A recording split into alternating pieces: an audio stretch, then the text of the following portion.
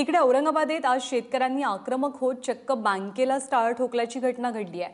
कर्ज मिळवण्यासाठी, कर्जाचं पुनर्गठन करण्यासाठी तसंच पीक कर्जाच्या बाबतीत इतर सर्व मागण्यांसाठी हे आंदोलन करण्यात आलं। भारतीय कम्युनिस्ट पक्षाच्या किसान सभेसोबत शेतकऱ्यांनी महाराष्ट्र ग्रामीण बँकेलाही टाळं ठोकलं।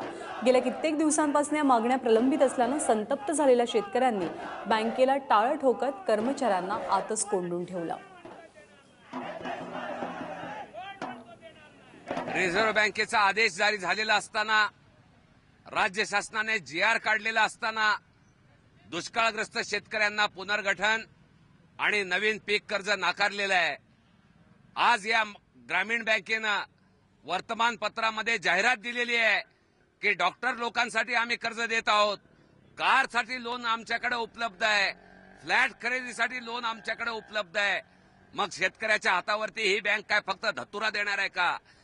जोपर्यंत शेतकऱ्यांना कर्ज देण्याचा निर्णय होणार नाही तोपर्यंत हे शटर देखील आम्ही उघडू देणार नाही। या निर्णयावरती आम्ही ठाम आहोत।